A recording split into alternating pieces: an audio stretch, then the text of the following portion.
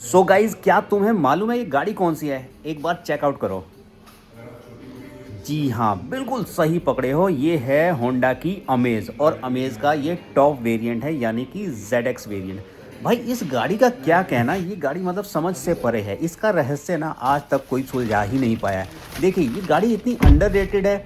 इसको ना तो मैं बोल सकता हूँ कि भाई इस गाड़ी की सेल होती है प्रॉपरली, और ना ही ये बोल सकता हूँ कि सेल नहीं होती। मतलब इस पे वो जुमला बड़ा फिट बैठता है कि भाई ये इस टाइप की गरीब है, ना तो ये भूखों मर रही है और ना ही इसका गुजारा चल रहा है। तो भाई ऐसा है क्या? लोग इसको खरीदते भी हैं और लोग इसको अवॉइड भी करते हैं।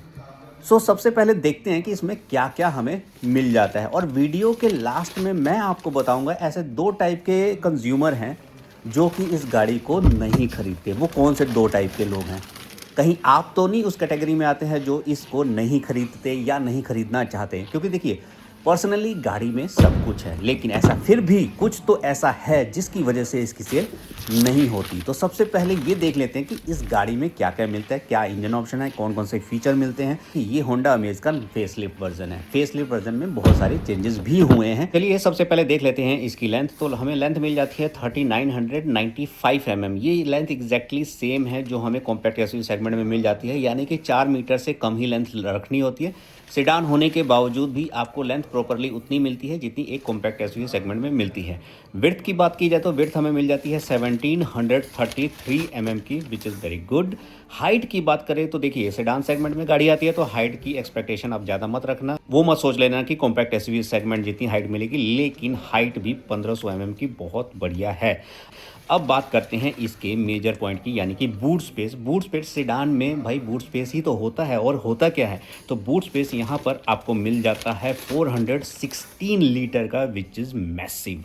भाई इसकी सीटिंग कैपेसिटी की बात की जाए तो 5 लोग आराम से इस गाड़ी में बैठ सकते हैं। अब बात कर लेते हैं इसके ग्राउंड क्लियरेंस की। तो इसमें मिलता है हमें 172 mm का ग्राउंड क्लियरेंस। कई लोगों को ये कम लग सकता है, पर मेरे अकॉर्डिंग इतना कम नहीं है, क्योंकि पर्सनली मैं ऑन करता हूँ XUV300 जिसकी 180 mm की ग्राउंड क्लियरेंस है। तो सिर्फ 8 mm ही कम है। तो आप इसको ये मत अज्यूम कर लेना कि ये बहुत कम है। मेरे हिसाब से ये बहुत बढ़िया ग्राउंड क्लियरेंस है 172 mm का।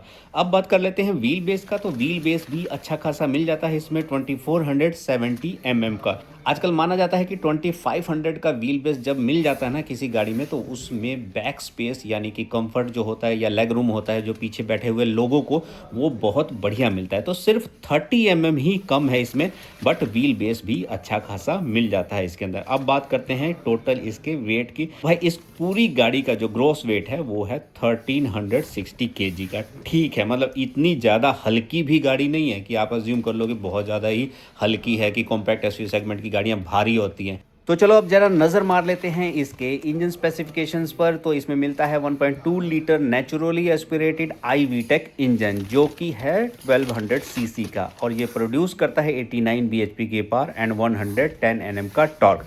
ये इंजन है 4 सिलेंडर इंजन, और एक एक सिलेंडर में 4 वॉल्व है।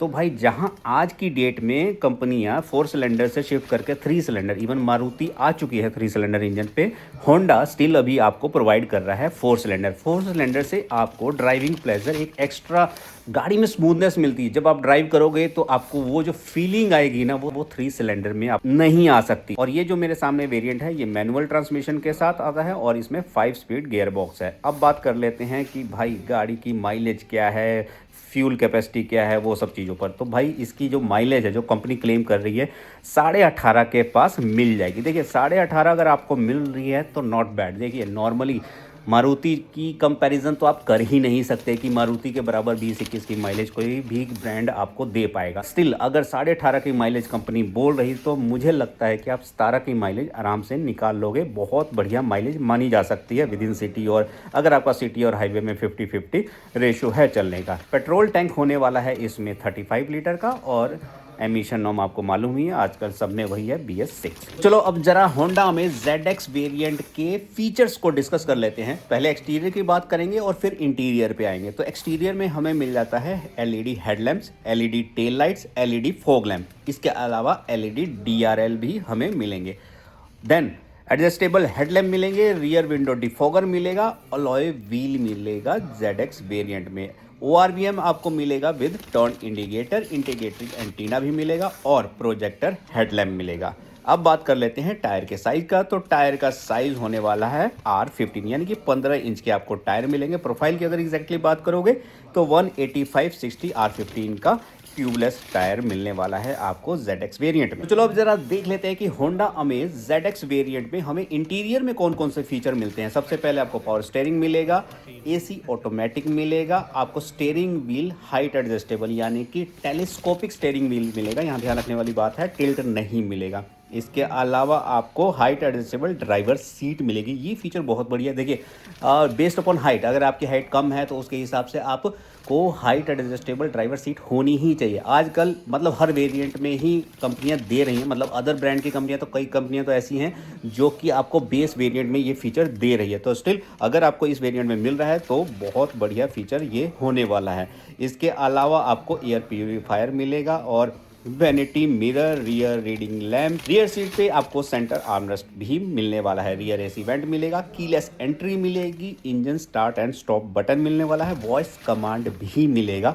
अभी इंजन स्टार्ट स्टॉप बटन पे मैं आऊँगा एक और, क्योंकि ये एक बड़ा मेजर फीचर है जो बहुत बढ़िया मुझे लगा। इसके अलावा हमें मिलेगा गियर शिफ्ट इंडिकेटर जो कि आपको विजिबल हो जाएगा आपके स्क्रीन पर, ऑटोमेटिक हेडलैम्प मिलेगा और फॉलो मी होम हेडलैम्प भी मिलने वाले हैं। और इसके अलावा क्या बच गया, हमें ग्लोव बॉक्स मिलेगा, डिजिटल क्लस्टर मिलेगा। डिजिटल क्लस्टर का जो साइज होने वाला है वो 7 इंच का होने वाला है। अच्छा, सीट्स आपको फैब्रिक ही मिलेगी, इसमें कोई भी आपको लेदर रेड सीट्स नहीं मिलेगी। तो देखिए फीचर वाइज कुछ भी ऐसा नहीं है कि इसमें मैं बोल सकूं कि भाई इसमें कमी है। सारे फीचर आपको इसमें मिलने वाले हैं। क्योंकि ये टॉप एंड वेरिएंट है तो हमें इसमें ADAS फीचर्स मिलने वाले हैं। तो ADAS लेवल 2 मिलने वाला है with lane keep assist, road departure mitigation system, adaptive cruise control, leading vehicle departure alert और adaptive high beam assist control मिलने वाले हैं। तो ADAS लेवल होने का मतलब है कि एक एडिशनल आपको सेफ्टी इसमें ऐड ऑन हो जा रही है।